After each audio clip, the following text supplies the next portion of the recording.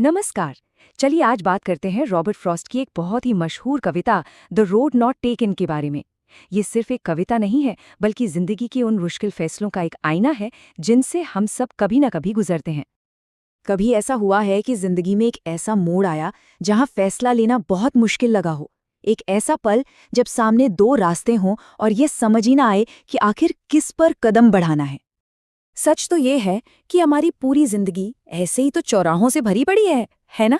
हर मोड़ पर हमें एक फैसला लेना पड़ता है और वही फैसला हमारी आगे की कहानी तय करता है। तो भाई, ऐसे मुश्किल पलों में गाइडेंस कहाँ से मिले? चलिए एक नजर डालते हैं रॉबर्ट फ्रॉस्ट की इसी कमाल की कविता द रोड नॉट टेकन पर और देखते हैं कि ये हमें क्या सिखाती है। हाँ, ये वही कविता है जो हम में से कई लोगों ने स्कूल में पढ़ी होगी, शायद क्लास 9th में। लेकिन इसका जो मैसेज है ना, वो किसी क्लास या उम्र का मोहताज नहीं है। ये हमें सिखाती है कि हमारे चुनाव ही असल में हमें बनाते हैं।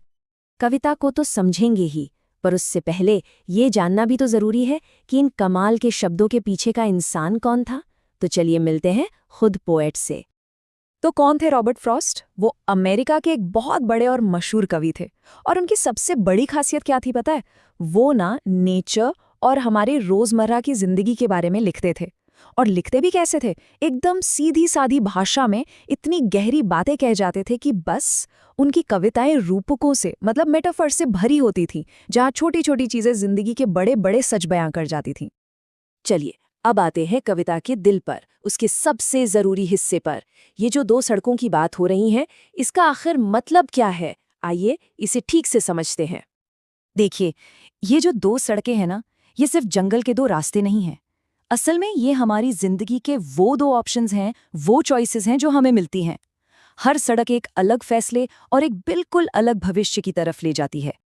तो ये दो रास्ते हैं क्या? एक तरफ है वो रास्ता जिस पर खूब चला गया है, घिसा पिटा सा है, मतलब आसान रास्ता जिसे ज्यादातर लोग चुनते हैं। और दूसरी तरफ एक अनजाना सा रास्ता जिस पर शायद घास भी उगी हो, यानी मुश्किल अनोखा रास्ता, एक ऐसी पर्सनल जर्नी जिसे तय करने की हिम्मत कुछ ही लोग कर पाते हैं। तो कवि ने क्या किया? उन्होंने चुना वो रास्ता जिस पर कम लोगों के पैरों के निशान थे। ये अपने आप में एक बहुत बड़ा हिम्मत वाला फैसला था, जो भीड़ से अलग चलने का जज्बा दिखाता है।